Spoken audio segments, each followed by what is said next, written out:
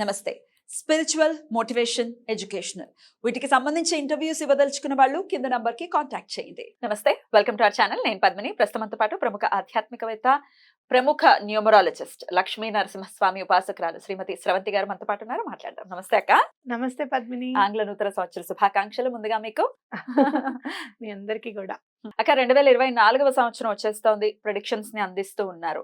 So కొన్ని రాశుల గురించి ఆల్రెడీ మాట్లాడుకోవడం జరిగింది, సన్ సైన్స్ గురించి మాట్లాడుకోవడం జరిగింది. లియో దగ్గర ఉన్నాం మనము. సో ఒక్కసారి 2024 ఎవరితో రూల్ చేయబడేటటువంటి ఇయర్ గా కన్సిడర్ చేస్తారు, ఎలా ఉండబోతుంది, ఎలా ఉండాలి మనము అనేది ఒకసారి క్లుప్తంగా మాట్లాడుకున్న తర్వాత సైన్స్ లోకి వెళ్దాం అక్క. ఓకే అమ్మా. 2024 అంటే 2 + 2 + 4 అంటే 8 వస్తుంది అనమాట. 8 అంటే రిప్రజెంట్స్ సాటర్న్.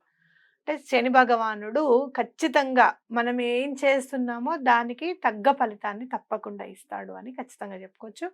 ఆయన మంచి ఫలితాలు ఇవ్వాలి అని అంటే మనం ఎన్నోసార్లు ఆయన మంచి టీచర్ అనో లేకపోతే drill instructor of the universe అనో మనం చెప్పుకుంటున్నాము. కాబట్టి ఎప్పుడు కూడా యూనివర్స్కి కానీ మనుషులకు కానీ మంచి చేయగలగాలి. మంచి చేస్తే అది మనకి 10ంతలుగా మనకి రిటర్న్ వస్తుంది ఆయన నుంచి అని చెప్పి మనం చెప్పుకోవచ్చు. సో మనము సిన్సియర్ స్టూడెంట్గా ఉండాలి, లవబుల్ స్టూడెంట్గా ఉండాలి ఈ సంవత్సరం అంతా అని చెప్పి మనం చెప్పుకోవచ్చు.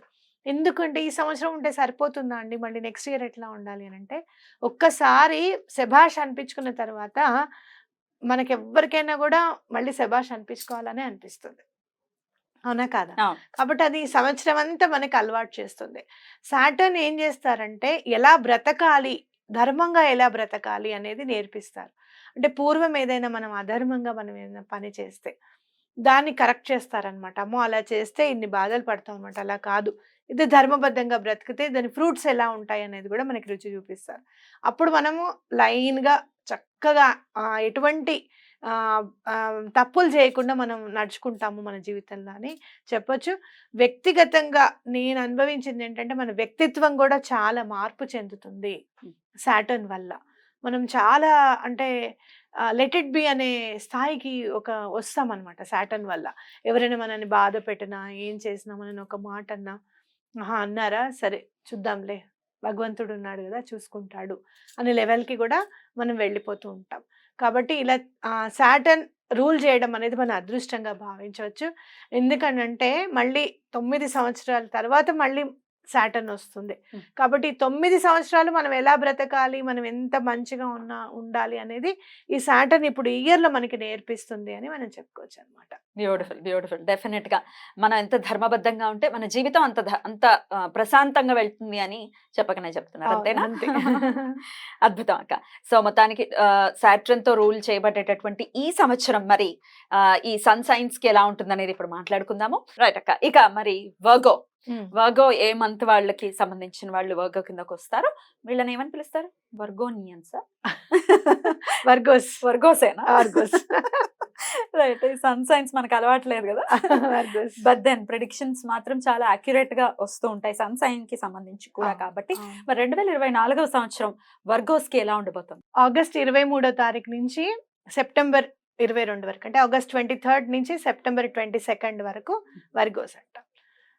వీళ్ళ రూలింగ్ ఎలిమెంట్ వచ్చేసి ఎర్త్ అన్నమాట, అంటే భూమి. చాలా డౌన్ టు ఎర్త్ గా ఉన్నట్టుగా ఉంటారు, కానీ అలా మనస్తత్వం మాత్రం అలా కాదు. వాళ్ళ ఇన్పుట్ అనేది వాళ్ళ మనసులో ఏముంది అనేది వాళ్ళకి మాత్రమే తెలుస్తుంది. బయట వాళ్ళకి అస్సలు వ్యక్తపరచరు, బయట వాళ్ళు తెలుసుకోలేరు అసలు. చాలా అంటే మీరు బుక్కి అట్ట వేసేసి ఒక బ్యాగ్లో పెడితే ఎలా ఉంటుందో వీళ్ళ మనసు కూడా అలానే ఉంటుంది అనమాట.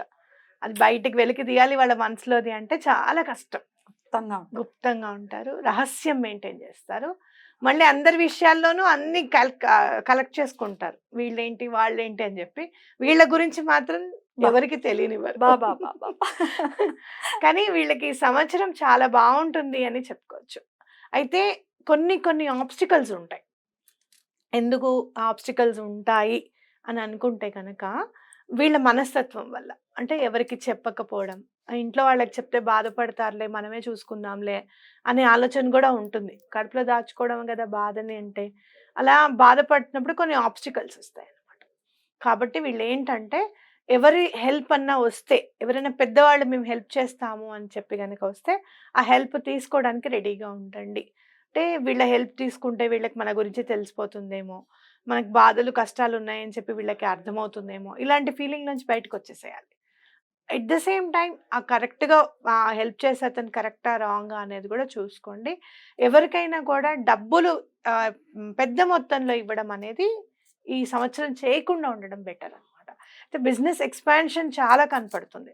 చేస్తున్న పని గాని, చేస్తున్న ఉద్యోగం గాని చాలా పెద్ద ఎత్తున ఉండబోతోంది అని అనిపిస్తుంది. కానీ పెద్ద అడుగు వేయకండి. అంటే ఎక్కడికైనా మారాలి, ఉద్యోగం మారాలి అనుకుంటే అట్లా మారకుండా మారొద్దనమాట. మామూలుగా ఇక్కడ ఇదే జాబ్‌లోనే మీకు మంచి జరుగుతుంది. అంటే ప్రమోషన్ రావడం అట్లాంటిది జరుగుతుంది. అంటే కొత్త కెరీర్ ఆపర్చునిటీస్ అనేవి చూడకుండా ఉండడం అనేది బెటర్ అనమాట. ఇప్పుడున్న పొజిషన్‌లోనే మీకు మంచి మంచి మాత్రం జరుగుతుంది. అయితే ఇలాంటి ఆబ్స్టికల్స్ రాకుండా ఉండాలి అంటే మనం యూనివర్స్‌ని ప్రే చేయాలి. ఏమని ప్రే చేయాలి అనంటే ఎవరికైనా చెట్లు ఇంట్లో చాలా ఉన్నాయండి మాకు అనుకున్నప్పుడు నర్సరీకి వెళ్ళి తీసుకొని ఏదైనా చిన్న పిల్లలు స్కూల్స్ ఉంటాయి. ఏవండి ఇవాళ మేము ఇది డొనేట్ చేద్దాం అనుకున్నాము అని చెప్పి వాళ్ళకి డొనేట్ చేయడం అన్నమాట. అలాగే ఎక్కడైనా చెట్లు ఉంటాయి గదా! చిన్న చిన్న చెట్లు ఉంటాయి. రోడ్ సైడ్‌న పెట్టేసి వదిలేస్తూ ఉంటారు మన వాళ్ళు. ఆ వాటర్ పోయడం అన్నమాట. చెట్లకు వాటరింగ్ చేయడం కూడా చాలా ఇంపార్టెంట్. మా ఇంట్లో మేము చేసుకోవచ్చా అంటే తప్పకుండా చేసుకోవచ్చు. మీ ఇంట్లో మీరు వాటరింగ్ చేయడం అనేది స్టార్ట్ చేయండి ఈ సంవత్సరం అంతా. చాలా బావుంటుంది వీళ్ళకి అని మనం చెప్పుకోవచ్చు. అయితే ఇంకొక విషయం ఏంటి అనంటే పొలిటికల్ బెనిఫిట్స్ కూడా బావుంటాయి ఈసారి వీళ్ళకి. అంటే ఏదైనా విషయంలో పొలిటికల్‌గా మీకు హెల్ప్ కావాలి అనుకున్నప్పుడు మీరు ఎవరి ద్వారా అన్నా సంప్రదించి ఆ పొలిటికల్ హెల్ప్ తీసుకోవచ్చు అనమాట. పాలిటిక్స్‌లో ఉన్న వాళ్ళకి కూడా ఈ సంవత్సరం చాలా బాగుంటుంది వర్గోస్‌కి. అది. సో కన్యా రాశి కింద కన్సిడర్ చేస్తారు. వర్గో అంటే కన్యా రాశి కింద చూస్తారు కాబట్టి కన్యా రాశి బుధుడికి సంబంధించినటువంటి రాశి కాబట్టి మెర్క్యూరీ రూల్డ్ బై మెర్క్యూరీ. మెర్క్యూరీకి సంబంధించినటువంటి పర్సన్స్ కాబట్టి వర్గోస్ అంటే డెఫినెట్ గా మెర్క్యూరీకి సంబంధించిన వాళ్ళు. మరి మెర్క్యూరీని సాటర్న్ ని ఎలా చూస్తుందక్క న్యూమరాలజీ? మెర్క్యూరీకి సాటర్న్‌కి మంచి సత్సంబంధాలు ఉంటాయి. అట్లా అంటే ఒక్కటే ఏంటంటే సాటర్న్ సరిగ్గా మాట్లాడుతున్నావా లేదా అన్న దాని మీద ఫోకస్ ఉంటుందన్నమాట. మెర్క్యూరీ ఏమో మాట్లాడటమే కదా, చాలా చక్కగా మాట్లాడటం. అయితే ఏంటంటే ఇందులో మెర్క్యూరీ 2 రాసుల్ని అంటే జెమినిని కూడా మిథున రాశిని కూడా మెర్క్యూరీ రూల్ చేస్తుంది. ఇక్కడ మనకి వర్గ్యూ కూడా మెర్క్యూరీ. అయితే మిథున రాశి ఏంటంటే అవుట్‌పుట్ ఉంటుంది. ఏదున్నా దాచుకోరు, చెప్పేస్తారన్నమాట. అట్లా నలుగురు ఉన్నారు కదా మాట్లాడొద్దన్న అట్లాంటిది ఏమి ఉండదు వాళ్ళకి. వీళ్ళు మాత్రం చాలా నర్మగర్భంగా ఉంటారన్నమాట. అట్లా ఏం చెప్పకుండా చేయకుండా ఉండడం వల్ల వీళ్ళ వల్ల వేరే వాళ్ళకి ఎవరికన్నా అపాయం కానీ లేకపోతే కొన్ని కొన్ని నిజం తెలిసినా కూడా చెప్పకపోవడం కూడా తప్పే, పొరపాటే. అవునా కాదా?